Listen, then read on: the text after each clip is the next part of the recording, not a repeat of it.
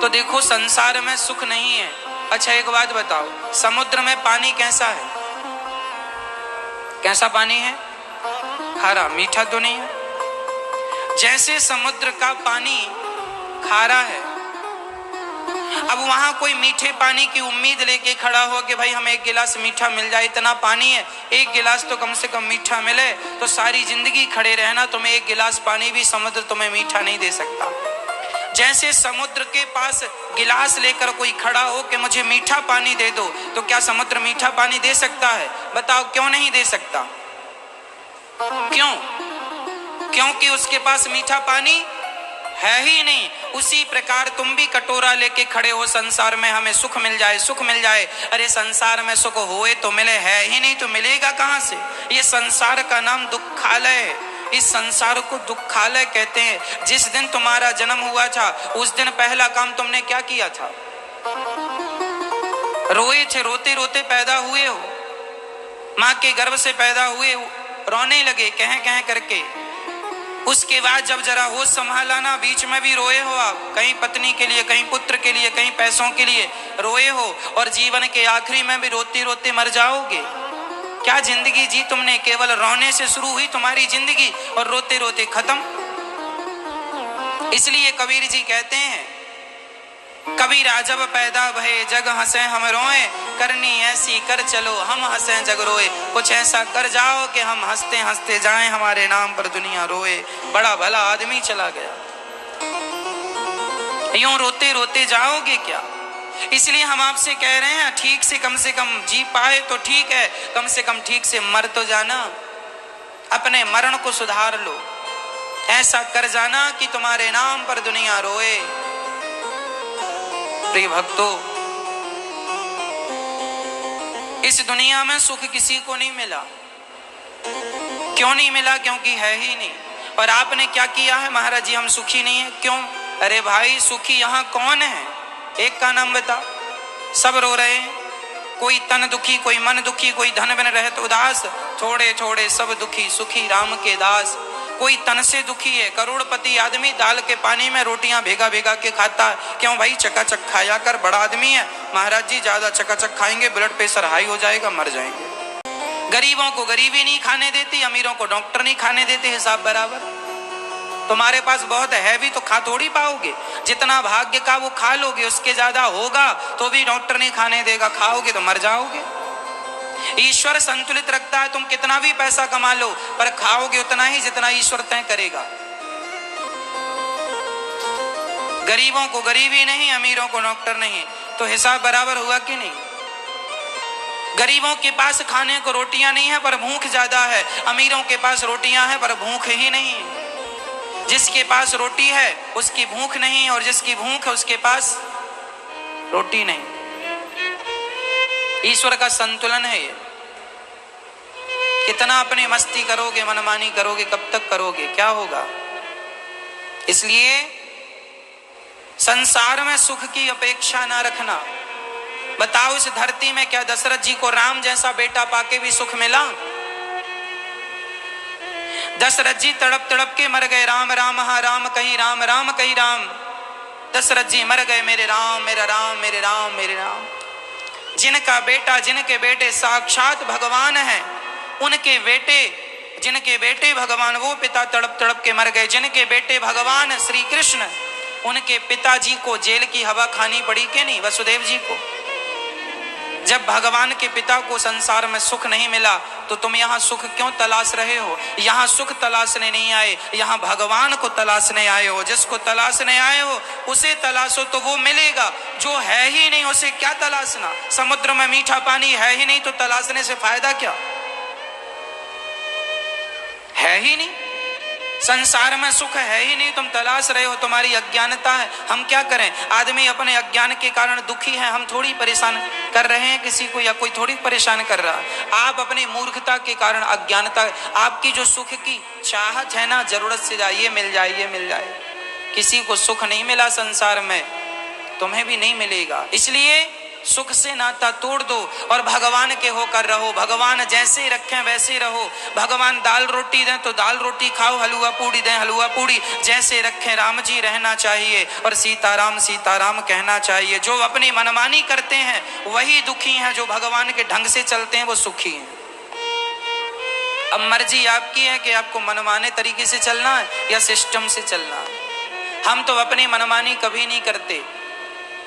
जो हम जीवन में घटता है, हमारे जीवन में जो भी होता हम ये समझ लेते हैं ईश्वर की मर्जी, हमारी कुछ नहीं। अच्छा हुआ तो ईश्वर की मर्जी, बुरा हुआ सब भगवान की मर्जी। हमारा हम न्यूट्रल हैं, जीरो हैं।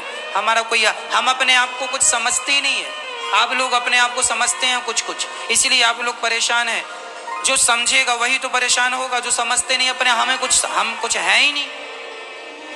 हम कुछ जानते नहीं, अपने आप को मानते नहीं। हम केवल ये जानते हैं हमें अपना सवेरे उठने से शाम तक अपना कर्तव्य करना है। कर्म हम करते हैं, फल उसका भगवान देते रहते हैं। हमें फल की अपेक्षा नहीं है कि फल कितना आया, हमें कर्म में मन लगाना।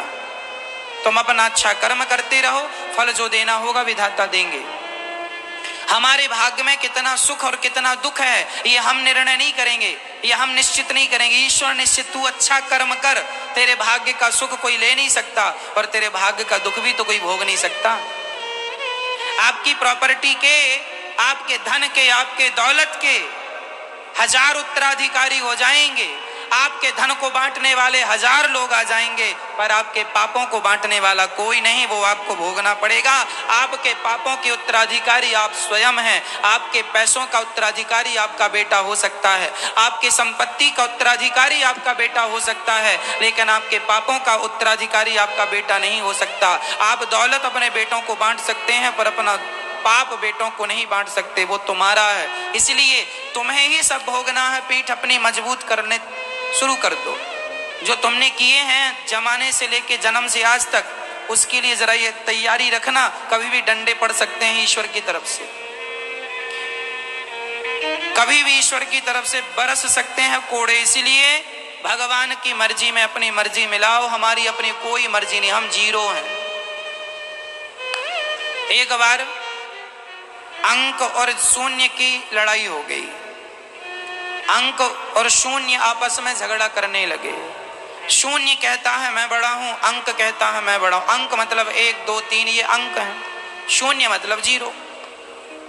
आपसे मेरा निवेदन, बताओ मैया जी कौन बड़ा है? अंक बड़ा होता है कि शून्य बड़ा होता है? कौन बड़ा होता है? कौन बड़ा होता है? कौन बड़ा होता है मैया? हाँ, शून्य कौन कह रहा भाई? शून्य ने ऐसा ही कहा जैसा आप कह रहे हैं। शून्य ने कहा मैं सबसे बड़ा हूं। अच्छा, संख्या तुम धीरे धीरे चलती हो, हम ज्यादा चलते हैं। संख्या 1 2 3 चलती है और 1 के पीछे शून्य लगा दो सीधा 10, 2 शून्य लगा दो सीधा 100। शून्य जो है संख्या को 10 गुना बढ़ाता है। इसलिए शून्य को अहंकार आ गया कि मैं सबसे बड़ा हूं। संख्या तेरी कोई वैल्यू नहीं है, तेरी कोई हैसियत छोड़ी है, तेरी कोई औकात छोड़ी है। अरे हम तुझे 10 गुना बढ़ाते हैं, नहीं तुझे पूछता कौन है? तो संख्या बोली फिर शून्य भाई साहब आप बैठो, हम चली। आप चेक में 5 शून्य भर के दे दो, भंजा लेना, अंक न डालो,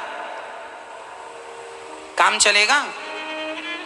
फिर शून्य की वैल्यू तब है जब सामने संख्या हो। यदि संख्या है तो शून्यों की वैल्यू है, और संख्या हट गई तो 5 शून्य हो या 10 शून्य हो, उन शून्यों का कोई अर्थ है? उसी तरह हम सभी शून्य हैं और हमारे राम, हमारे श्री कृष्ण ये अंक हैं। जब तक ईश्वर अंक हमारे साथ है तब तक ये शून्य अर्थात हम और आप, हमारा व्यापार, हमारा परिवार 10 गुना बढ़ता है, तरक्की करता है। कब? जब अंक साथ में हो, अर्थात ईश्वर साथ में हो। और यदि अंक हटा दोगे, ईश्वर हटा दोगे तो 0 तो तुम थे ही।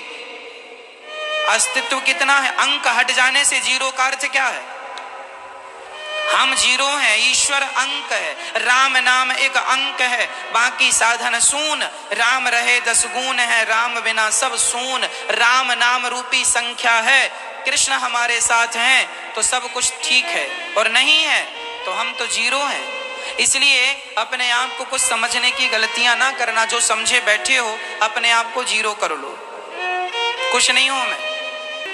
ये संसार ना तुम्हारे ढंग से चल रहा है ना हमारे ढंग से चल रहा है। जो लोग कहा करते थे हमारे बाद क्या होगा, उनकी शमशान में राख उड़ रही है।